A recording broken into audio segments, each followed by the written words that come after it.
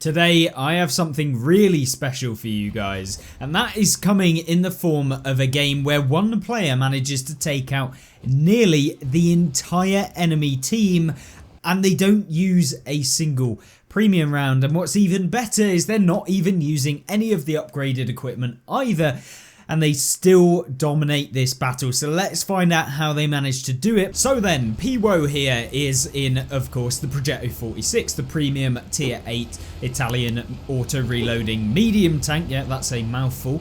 And of course, we're going to have our mouths wide open during this game as to how he manages to do what he does.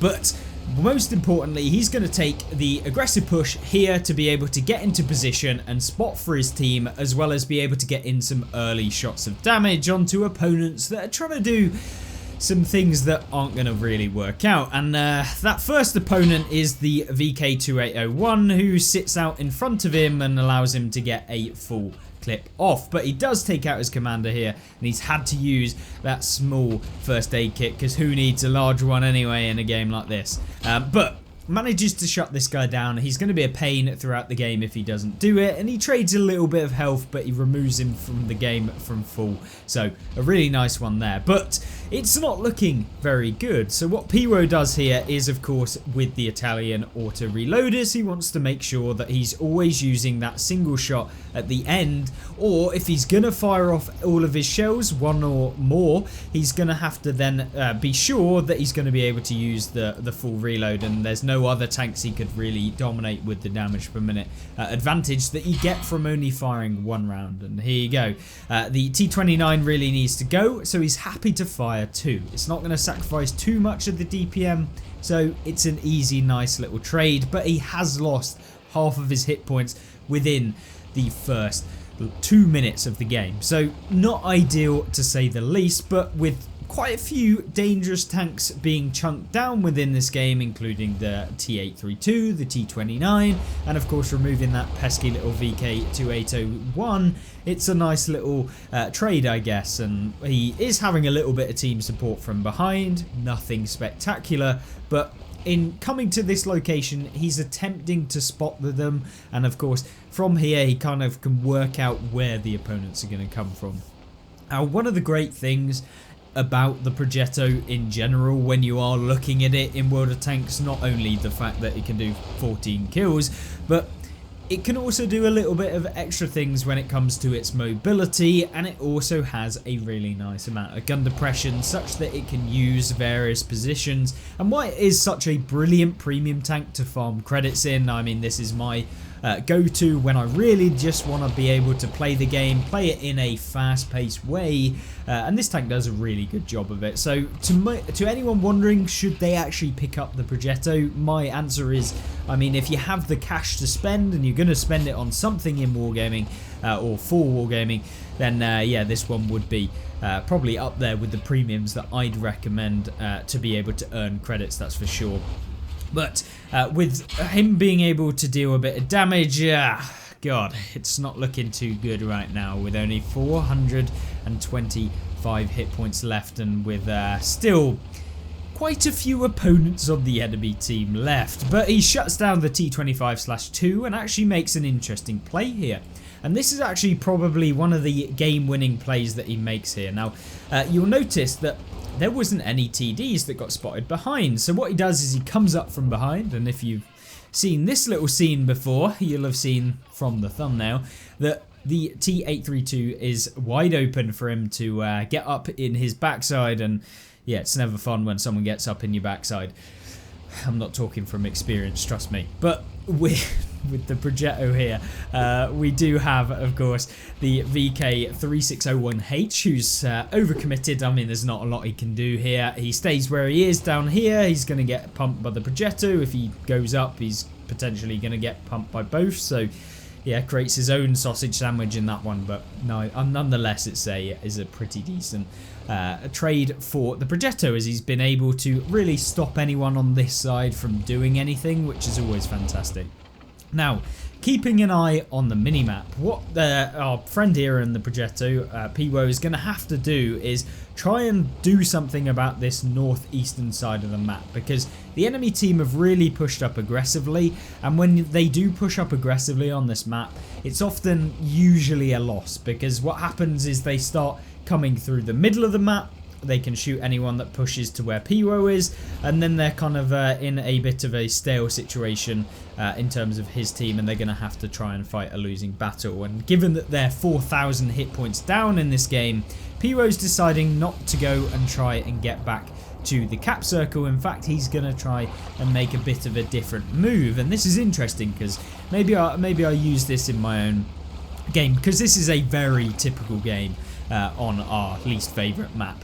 Well, one of the least favourite maps if you're trying to do anything to do with water, which yeah, it doesn't always end up all too well. But what he decides here is, since the artillery has you know, stolen a bit of his hit points, and given that there's a Type 64 and of course the M4A3E8 here, yes, he goes to try and shut them down, and he's got one in his magazine, but maybe he'll wait to reload before he comes around here. He's going to be able to get one more. Can he avoid the shell? Yes, he can. And there is the little rat, or at least one of the little rats in this game, and that picks up his 7th kill of this game. And you'd think, yeah, he's done a pretty good job. He's picked up nearly 3k damage so far, and oh, this is not good.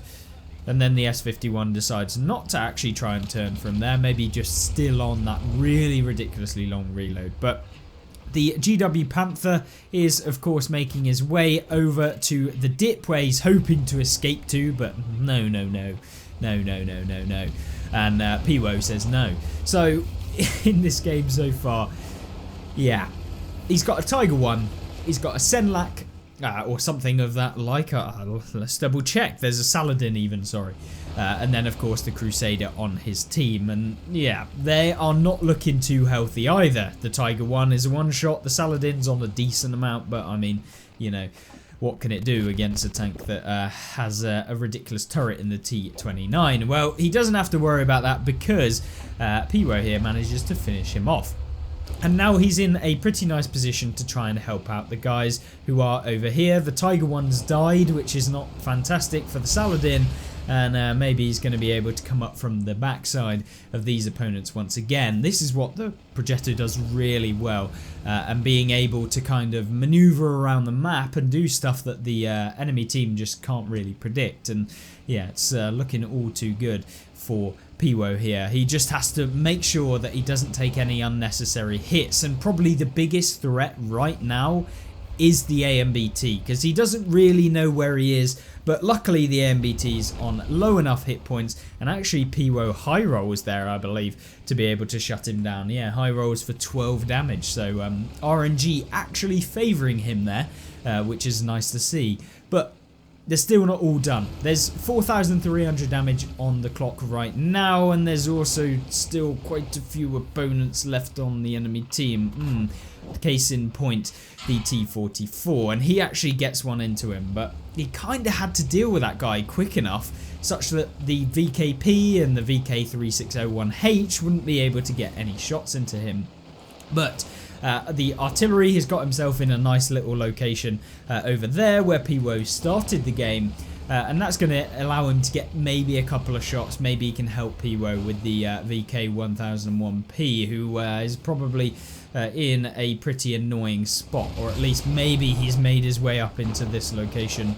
So he's got to keep his wits about him, and he does exactly that. He's obviously a very well kind of adapted gamer, since he's got 2 marks in this tank, which is, to all intents and purposes, pretty decent for the progetto. It is a fairly difficult tank to be able to 3 mark out of them all, because it is so good, it's so competitive, and really, really fantastic as a tank. But the 46 is doing pretty well, and he's now manages to spot the VK1001P, but gosh, this is not fun, because he's got to hit him 3 times and pen 3 times. And as I said at the beginning of this video, Piwo takes no APCR in this vehicle to be able to deal that extra bit of damage. So when it counts, at least. So I wouldn't recommend taking no APCR in the progetto, since yeah, you do need the penetration from time to time, but I guess he's trying to think here.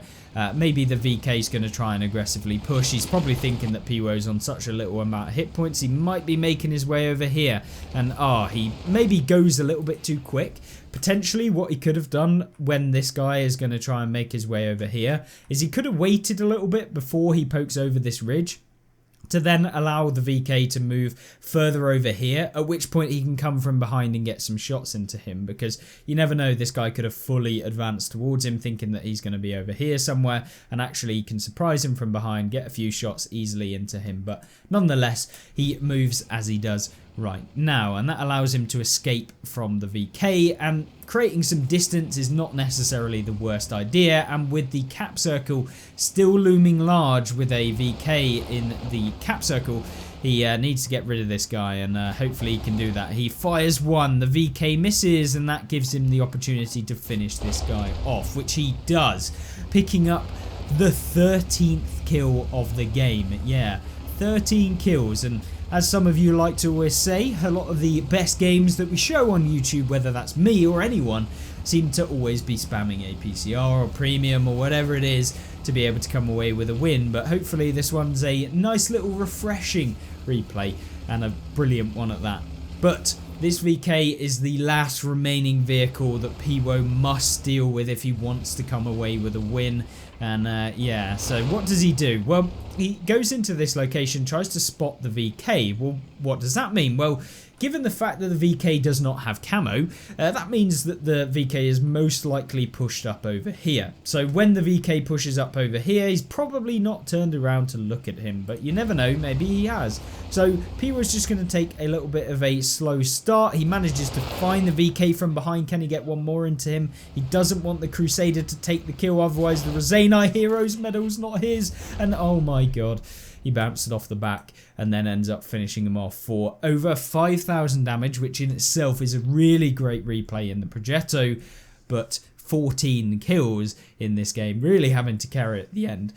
Yeah, a ridiculous result. Let's jump over to the post-battle results to see some more. And so, oh my word, that genuinely had to be one of the best games I've seen in the progetto, that's for sure. An ace tanker, no surprise there, and of course one of the rarest medals in World of Tanks that probably anyone's ever seen, the Rosanai Heroes medal for killing 14 vehicles in one game. 14 or more, obviously if you can get 15 then it's absolutely ridiculous. But Pascucci's high caliber Top Gun, blah blah blah, 14 kills, 8 medals, and just a ridiculous game indeed, and hence why the the Saladin in his game told him to try and stop it now. So yeah, hopefully you enjoyed this game. He managed to pen 33 of the 38 he fired. He managed to pick up 214,000 silver for that result, which is crazy. And yeah, hopefully you guys did enjoy, and if you found it amazing and if you want to do something special for me, then I'm sure we can hit 14 likes. And yeah, hopefully you can do that in the like button down below. And of course, comment your thoughts about this tank and how crazy it was that he did it with basically no premium consumables, no upgraded equipment, and no premium ammunition. Thank you very much for watching, and I'll see you in the next one. Goodbye.